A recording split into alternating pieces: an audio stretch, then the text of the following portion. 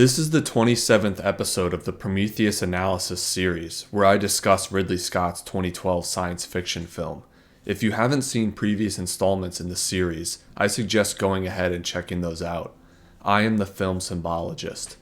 In this video, I will continue my exploration of the source myth discussed in episode 24 by focusing on the role of warnings in mythology and within the alien film universe. Many of mankind's foundational myths and stories contain warnings within their narratives. In addition, the stories themselves often serve as a warning not to do something. The Alien film series is no different. In 1979's Alien, the Weyland-Yutani Corporation is duplicitous with their employees aboard the Nostromo. The crew is led to believe that there is a distress signal coming from a derelict ship on a moon they are passing on their way back to Earth after conducting a commercial mining expedition in deep space. According to company policy, the employees must investigate this supposed distress call. Upon investigating the derelict ship, which is of unknown origin, a series of disasters unfolds. Eventually, there are indications that the signal was not a call for service, but instead was a warning to stay away. Not only that, it also appears that the corporation had prior knowledge of both the nature of the call and the risks posed to the members of the crew. Ash, whose identity as an android was initially hidden from the other employees, helps conceal the company's intentions.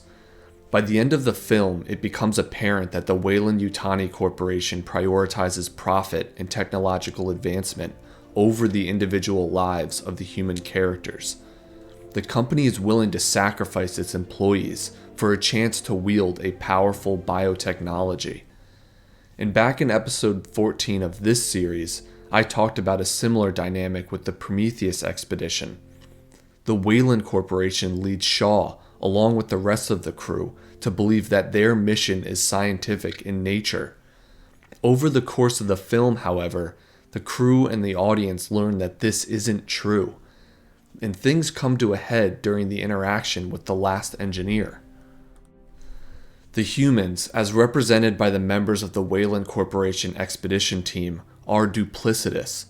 Shaw expresses the voice of genuine scientific inquiry with her search for answers to existential questions, while Weyland demands the means to extend his own life for personal gain.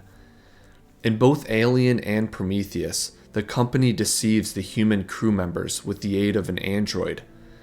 In addition to cosmic dread, corporate malfeasance is another central theme, specifically in Alien. But with Prometheus, more personal, fundamental, and primordial sins underlie the events of the film.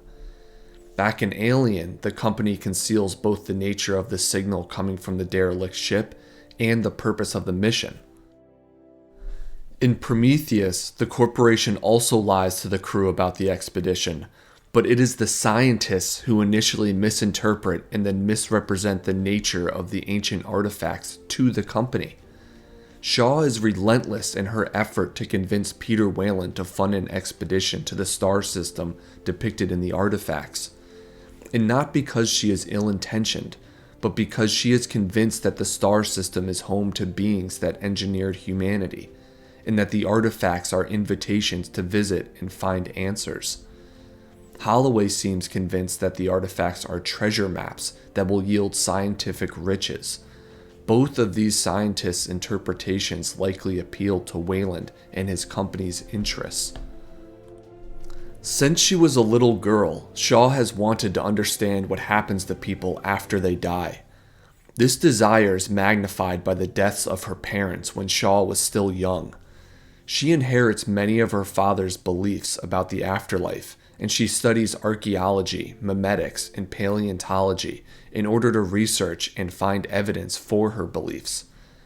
When she discovers ancient artifacts that depict early humans worshipping giant beings who are pointing towards a distant star system, she assumes these etchings, tablets, and cave paintings are intended as friendly invitations to visit mankind's engineers. This interpretation of the so-called star maps aligns with her worldview, so she accepts it, and the scientist is able to convince Weyland to accept it as well. Shaw, in an attempt to confirm her beliefs, follows her curiosity all the way to LV-223, where she and the other crew members encounter a series of calamities. Perhaps this all could have been avoided if Shaw had looked at the ancient artifacts from the perspective of the Greek creation myth. As discussed in episode 10, in Greek mythology, Prometheus creates man from clay, and the Titan's brother Epimetheus is responsible for endowing animals with attributes for survival. But the effort leaves man naked and weak. So Prometheus steals fire from the gods and gives it to man, who accepts the gift. As punishment, the Olympian god Zeus orders the creation of the first woman, Pandora, and gives her a jar. Despite being warned not to open the jar, Pandora eventually gives in to her curiosity and opens it, which unleashes a variety of evils onto mankind. It seems that Zeus gave her the jar knowing she would be tempted to open it. In Scott's film, Holloway willingly accepts fire from Vickers, and the opening of the ampules on LV-223 can ultimately be traced back to Shaw's curiosity about the meaning of the ancient artifacts. In their own ways, Holloway and Shaw follow the example of man and Pandora from the Greek tradition. Maybe Shaw wasn't aware of this story and its applicability to her own life, but she apparently studied mythology at Oxford. Stories about mankind's creation, divine instructions, rebellion, and punishment are prevalent across the globe and throughout time, going back as far as the Proto-Indo-Europeans and prehistoric mythological traditions. Even without her advanced degrees, should Shaw have considered an interpretation of the artifacts as being something other than invitations? What does her own tradition have to say about this topic? In Genesis, God creates Adam from dirt, places him in the Garden of Eden, and tasks him with naming the animals. God then creates a partner for the man. Adam and Eve are instructed not to eat from the tree of the knowledge of good and evil. Sometime later, a serpent tempts Eve to eat this forbidden fruit, which she does. Seeing it as good, she offers the fruit to Adam, who accepts it. As punishment for their disobedience to this command, God exiles Adam and Eve into the wilderness. The Titan, Prometheus, wanted to give mankind equal footing with the gods. For that, he was cast from Olympus. In Scott's Prometheus, Weyland is aware of the Greek creation myth, and Shaw is depicted as a true believer in her tradition. Yet Shaw is tempted by her curiosity to see the artifacts as good, and she takes the meaning from them that she desires. She then gives this interpretation of the artifacts as invitations to Weyland, who accepts this understanding. For taking and eating this metaphorical fruit, Weyland and Shaw are transported away from their native solar system to a distant and desolate world. Not only do these characters misinterpret the so-called star maps, by traveling to LV-223, they do the exact thing the artifacts warned them not to do. Now, to be fair to Shaw, while she appears confident in the scientist's thesis, travels to the alien moon, and explores the pyramid, she does also exhibit a sense of cautious uncertainty. For instance, she instructs David not to open the door to the ampule room and not to touch the urns. Shaw is also reluctant to remove her helmet inside the dome structure. While she is tempted to open these jars of evil, she isn't ready to fully commit. And when the contents of the urns are secretly gifted to her by way of David and Holloway, she runs away from the resulting proto-ovomorph and facehugger. She does not eat this forbidden fruit. At times throughout the film, Shaw exhibits a level of discernment that seems to help her to become the last surviving member of the crew. Still, at the end of the film, when she's given the choice of returning to Eden or continuing onward in her adventure, she, guided by a renewed sense of hope, chooses to give in to her desire for knowledge. Shaw is far from unique in this regard. Many of the crew members seem to have joined the mission without even knowing its purpose. Other characters are willing to take risks and insert themselves into situations many of us would deem ill-advised. David disregards Shaw's orders and experiments with the goo. Holloway rushes in to explore the pyramid against Yannick's advice, and despite the sun beginning to set on the moon. Weyland demands gifts from the last engineer. Milburn tries to pet an alien snake. 30 years after these events, Kane sticks his face in a weird egg on a strange ship. Plenty of people in the alien film universe are depicted as reckless and willing to take risks even when they're warned not to. Kane, who went into that ship, said he saw thousands of eggs there. Thousands. Thank you. That will be all. God damn it! That's not all! Because if one of those things gets down here, then that will be all. Then all this bullshit that you think is so important, you can just kiss all of that goodbye. Prometheus shows ancient cultures in Earth's distant past as facing the same problem. The artifacts Shaw finds can be interpreted as depictions of visitations from benevolent engineers for the purpose of providing moral instruction to early humans. These cultures then recorded these events in stone, on papyrus, and on cave walls, presumably in an attempt to preserve the lessons being taught so they could be passed down to their descendants. Of the civilizations discussed during Holloway's presentation, history tells us that each one collapsed soon after the artifacts were created. It can be reasoned that these cultures failed to follow their instructions and suffered the consequences of their actions. So why bother giving instructions if they are so rarely followed? Why do good parents teach their children lessons? In the hope that their offspring will repeat the good things their parents have done and avoid making the same mistakes their parents have made in their own lives. It's safe to assume the same reasoning applies to the engineers. They experienced fracture, conflict, and war among their own kind. The faction of engineers on LV-223 erected temples that in part seemed to celebrate temptation, forbidden knowledge, disobedience, and fire. This split culminated in the need for one side to be annihilated. Perhaps it was their hope that humanity, if given proper instruction, could avoid the same fate. But if even the engineers couldn't control their rebellious natures, what hope was there for early humans? And what hope is there for us today, and for the crew of the Prometheus ship in the late 21st century?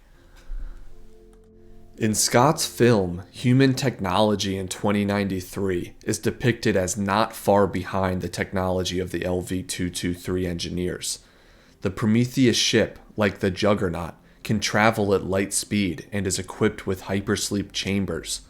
The crew members, like the engineers, have advanced spacesuits.